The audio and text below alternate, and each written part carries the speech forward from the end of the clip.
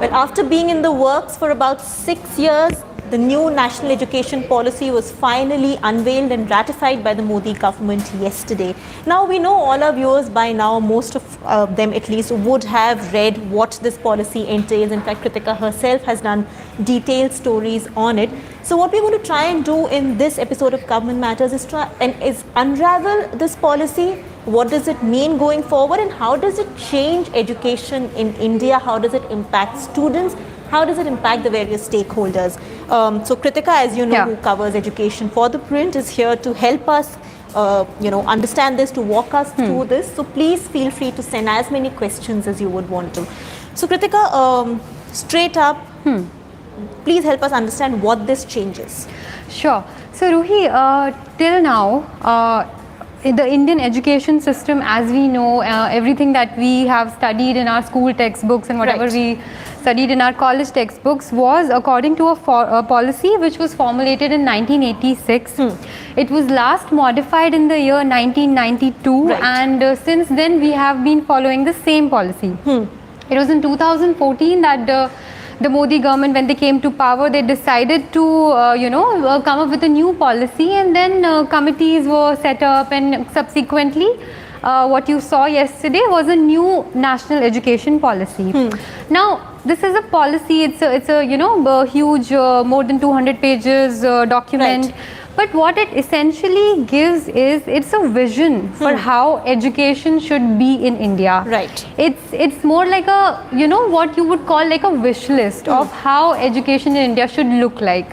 So it's not as if it's saying that boards will be easier, so boards will be easier from the next year. Or if there has to be an FYUP, so from this year, students will start doing the 4-year undergrad program. That's not how it's going to happen. So it's a long road to transforming the education system, so to say. So tell us, let's take some of the highlights of the policy. I mean, I don't recall as much as of course you would, but let's begin with something like, how does it change exams in school? Because it talks about exams in schools. So exams, really, like I said, making boards easier. So one of the main highlights of the policy is that it talks about conducting boards twice a year.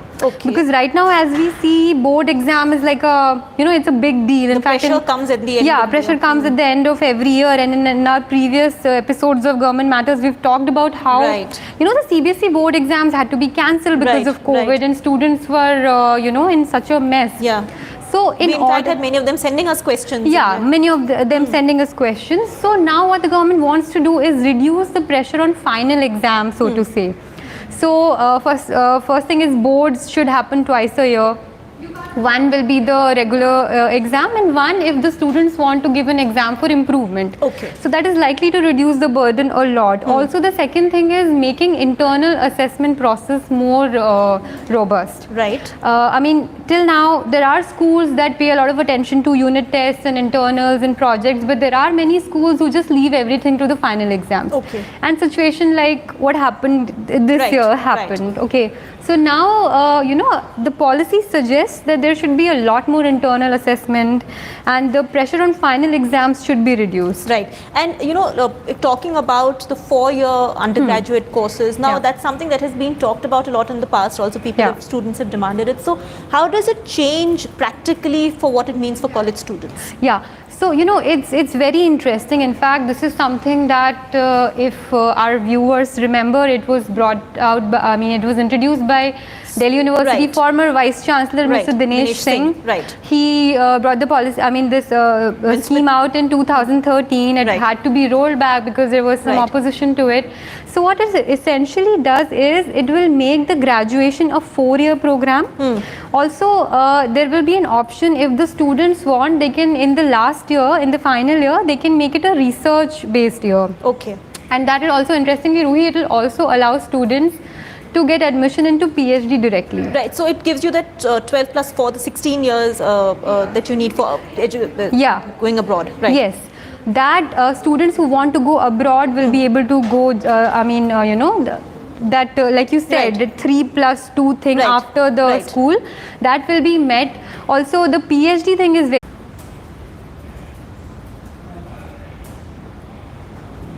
I'm sorry we had a bit of a technical glitch. What to do? Technology is always unpredictable. But thank you for being patient and for staying with us. Kritika, I'm not sure where we lost our viewers, but I think you were talking about the FIUP, the Fouryear undergraduate program. Yeah. So Ruhi, about the FIUP, I was trying to tell our viewers that it's a very interesting concept that the government has brought in.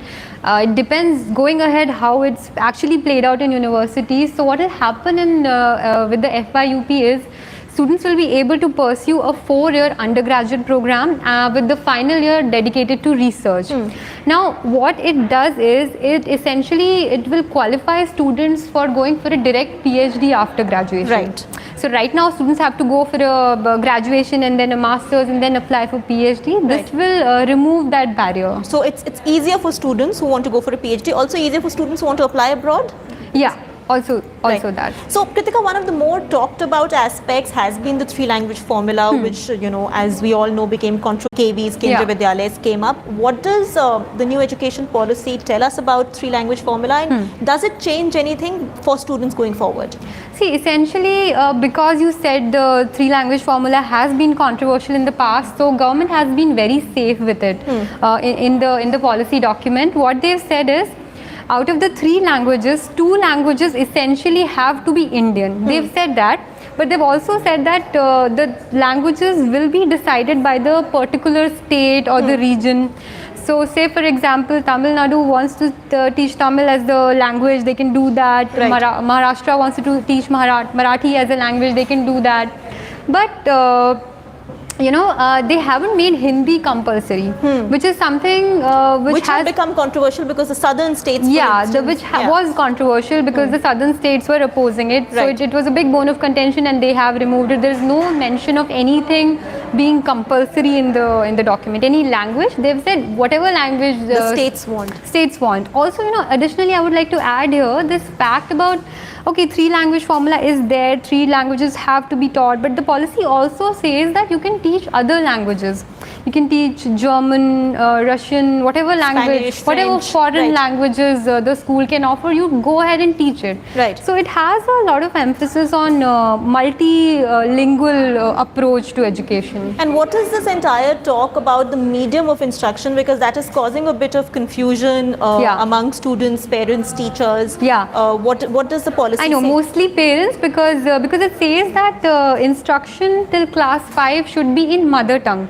Now when you talk about mother tongue, in a place like Delhi, which is more of a metropolitan city where students come from all kinds of states, their parents settle here, so they have different kind of different mother tongues. So what will a school do there? How will they teach in mother tongue? So the policy gives an option to teach students either in mother tongue, local language or regional language. Right. The idea behind this is a language that the students best understand, because they are from 1st to 5th or nursery to 5th, they are young kids. So whatever language they best understand, they should be taught in that language. Right. That's the idea. Right. So let's start taking some viewer questions. Sure. This is a question from Mandar Kagade, who actually has DM'd me specifically wanting me to ask you this question. So I decided to ask you on the show itself. Okay. Well, his contention is that networks affect work. They are strong in the cultural, they're as strong in the cultural context. You can't compete with the network of the English language. So what is the rationale of this entire mother tongue question? Because, at the end of the day, we know the most universal language in India at this point, at the risk of sounding strange, paradoxical about universal in India, is English. Is English. That is true. But the point where the policy says that instruction should be in mother tongue, they have backed it with a lot of research which says that children at young age are more comfortable to understanding and learning things in their own mother tongue. Right. Also, I would like to clarify here that the document doesn't limit teaching only in mother tongue or regional languages. It says that teachers in schools can go ahead and teach kids, they can be bilingual. So if students do not understand, you can't have a common bunch of students who understand a language, you can, teach in different languages. Right. So they have that option. Right. I think the whole point of teaching in mother tongue has been impacted applauded by a lot of people I spoke to, Right. because they do say what the policy says, that students in early years understand better in their mother tongue. Right. There's a question from Abhinav Sehgal. Why has the government still kept educational institutions as not-for-profit? I can't really say why they have kept it not for profit, but the idea behind keeping it under not for profit category is they want to stop commercialization of education. And that's a fair point, I Yeah, there is a not that it's not happening otherwise, but yeah, there is a whole paragraph about it which says that this is something that they want to do so that there is more transparency in education institutions. Right. Mrityunjay Kumar, can you give us some clarity about what the medium of instruction will be? I think we've had a fairly detailed discussion on that. But thank you for your question anyway. Pranay, what was the point of doing away with MPhil? Point of doing away with MPhil. Yeah. So one point that I could not talk about earlier when I was talking about FYUP is, see, the idea behind bringing FYUP and making the last bit about research is MPhil is also all about research, and also there were discussions within the ministry and the experts who produced who came up with the policy, and it was understood that not a lot of students go for MPhil. Right. People go for their undergrad, they go for their masters, and then they directly apply for PhD, because MPhil anyway is not a mandatory thing. Yeah, and what does it add has been a big question all these years. Yeah, exactly. What does it add? So a lot of students I have spoken to, they say that they go for an MPhil because it gives them a clear idea on what they want to research on, what should their thesis be and everything. And students who are more academically inclined, they mostly go for an MPhil. Also, it gives an option to probably just stop at MPhil and not actually go for a PhD, because a lot of students want to do that. So it was essentially understood that it doesn't add a lot of value, which is why it has been discontinued. Right. Praveen Jay, what are the drawbacks of making a single education regulatory body? So the talk of UGC and AICTE all coming under one umbrella. What are the drawbacks? But you can explain what is happening and what will it mean? Yeah. So essentially, I can't directly say about the drawbacks, but the idea behind making a single regulator is that government, this was happening, that there was a lot of red tapeism, there was a lot of corruption, institutions would, like say for example AICTE, so a lot of technical institutions would bribe officers in AICTE to get their the institutions approved, or their getting their term extended and things like that. And there was a lot of overlap also among the functions of these different institutions. Right. So it was thought that all of them should be just done away with, and there should be just one institution. So streamlining it more. To streamline it. Also, this this body which is coming up, most likely it's going to be only a regulatory institute. Right. UGC used to be a grant distributing agency as well.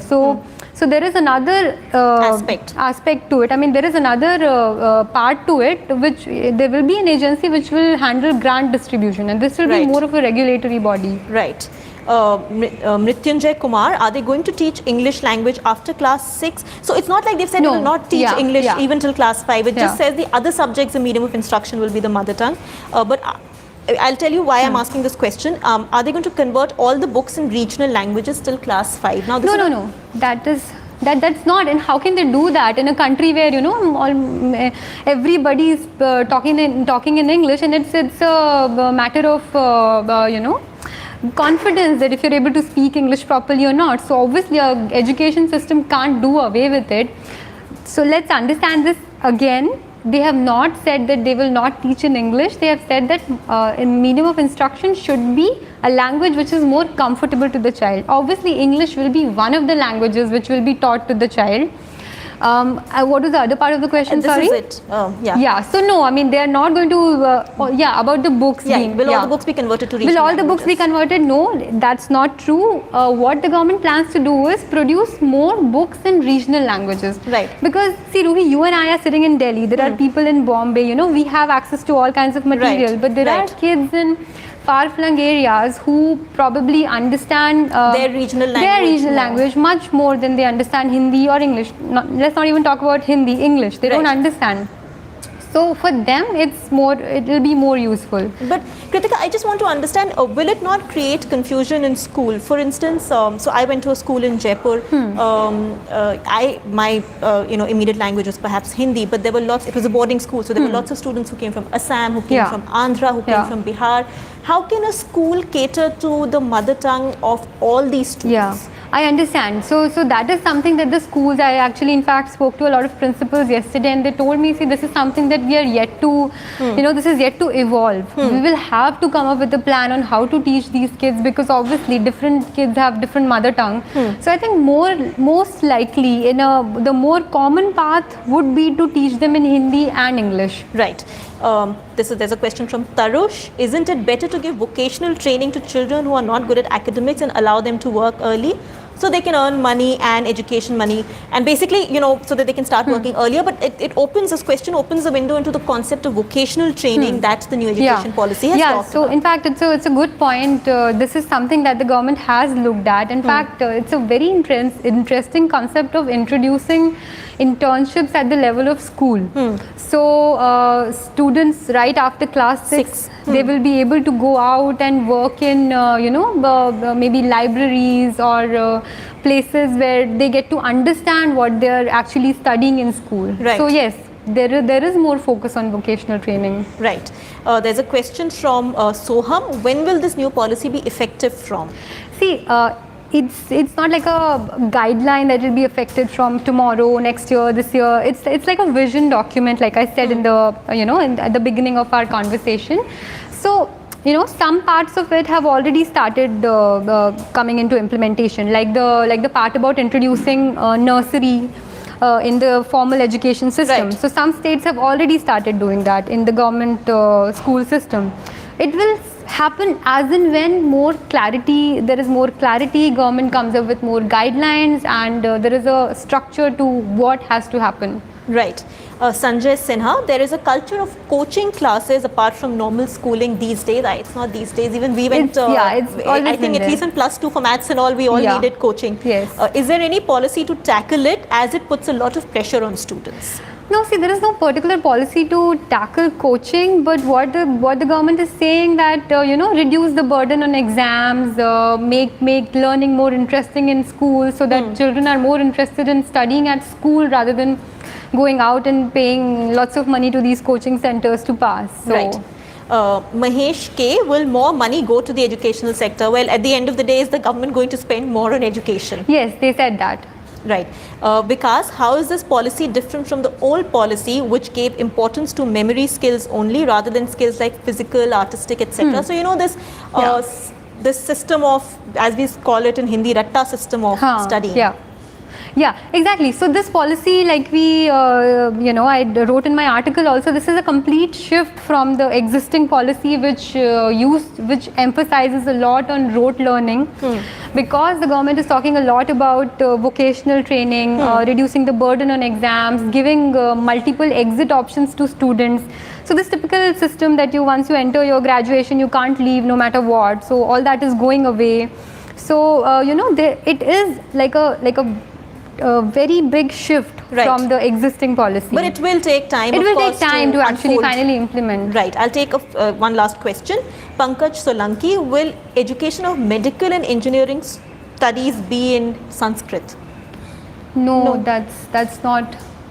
I don't think what's going to happen. Yeah. See, what the policy says is there will be more emphasis on Sanskrit, which is something that the Modi government has been talking about. They want Sanskrit to be a more popular language, but you can't be teaching medical and engineering in Sanskrit. No, that's not happening. Right. Well, much like yesterday, we had many questions coming today, but time as always plays spoiler. But thank you so much for watching Government Matters, for sending in your questions. Keep subscribing to our YouTube channel.